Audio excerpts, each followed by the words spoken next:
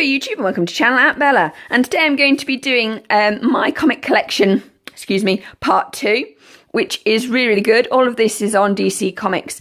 I'm going to start with my fact books, which are at the back. I've got Batman, The World of the Dark Knight, and that focuses on Batman specifically, including a timeline when everything sort of happens. So when Harley Quinn met the Joker, when Two-Face committed his first crime, etc, etc, etc, when he got doused in acid. It's really good. It gives you the years for everything, and it talks about the silver, golden, and bronze, and modern age. I've got Batman and Visual History, which is very similar to this one, but it's but it's in more detail. The Joker's got his own page. Harley Quinn's got her own page. It is wonderful. And also it gives you the first issue of every comic, what the cover was, etc, etc, which is very handy. And it obviously goes by years as well in there. So that's quite cool. No, fine. I can cope. It can just lie down and we'll get back to that later. I've done a review on my DC Comics, The Ultimate Character Guide. I really like this version, even though it's an older version of the book. It's got lovely art and it's brilliant. It's just like a comic encyclopedia, which is brilliant.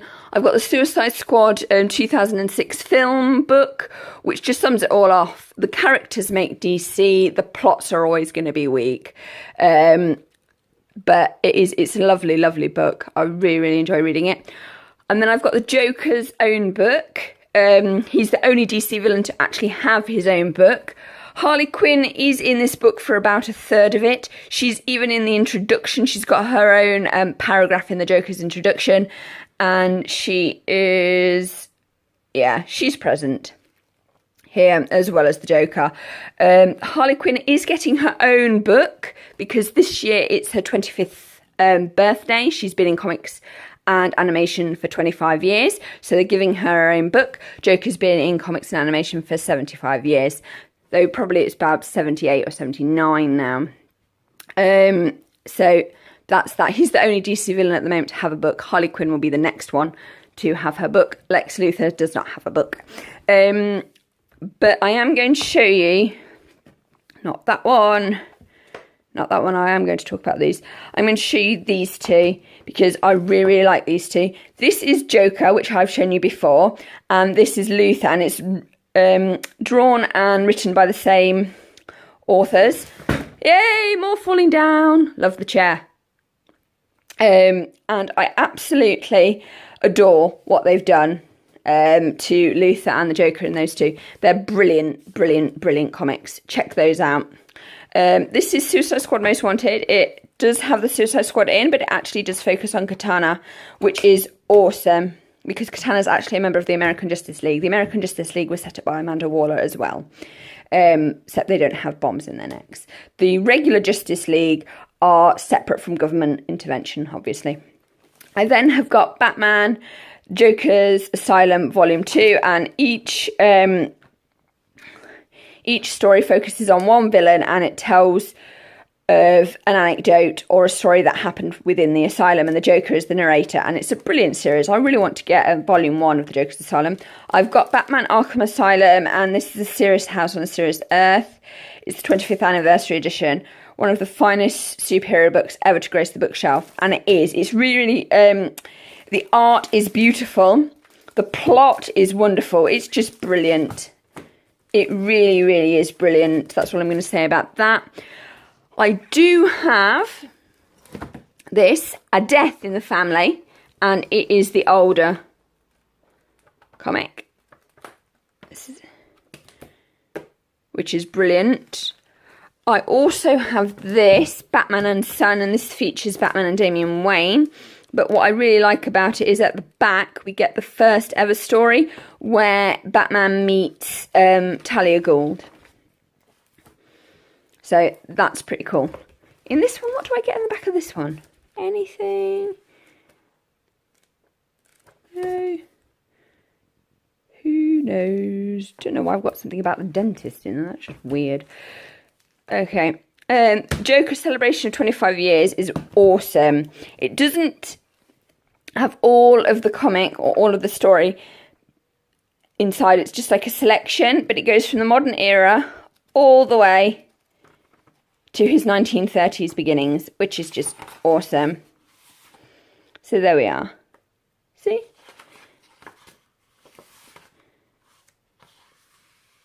So the Grim Jester, the Clown Prince, the Harlequin of Hate, the Arch Nemesis, Rebirth. So it's 1940 to 1942.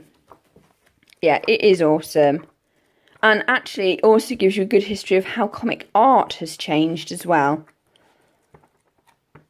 Brilliant, brilliant, brilliant book. I then have got the New 52, The Joker Endgame. It's a brilliant, brilliant, brilliant story. I absolutely loved that. Then I've got The Killing Joke, Say No More. Then I've got Death of the Family, New 52. I kind of like that story, but I don't. And then there's Preludes and Not Jokes, and it's when Harley Quinn first got separated from the Joker, and it starts off really great, and there are some great moments in it in the beginning, and then afterwards it sort of falls down, I think. Towards the end it does get a little bit boring, which is a shame because it includes so many characters, and that's possibly why. She meets a lot of the other DC characters and things, but it kind of loses its momentum. Starts off really good though. I do have Harley Quinn's Greatest Hits, which is another great comic. And very much like the Joker, a celebration, it features selected comics from Harley Quinn's history. So we've got the first, got her origin, which is so cute.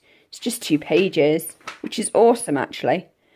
And then Batgirl One Day, which is her first ever comic appearance, because remember she appeared in the cartoon before she appeared in the comics. And then we've got various different stories featuring her in there, which is awesome. And Poison Ivy and the Suicide Squad, of course, are there. And then we've got Batman Harley Quinn collection, which is brilliant. It's just lovely. Really, really nice. Absolutely awesome. You know, just focusing on her. I really love the art at the front. It's awesome. And then we've got the biggie, Batman Mad Love. It won basically a Tony Award. Well, the version of a Tony Award for a comic. It is brilliant. It's Mad Love. It's just an epic comic. It's brilliant. Which is a real shame, actually. Mad Love is so great, and then the other comics that are included aren't, which is a shame. But that's just me. Other people might like them. So, I've got that one.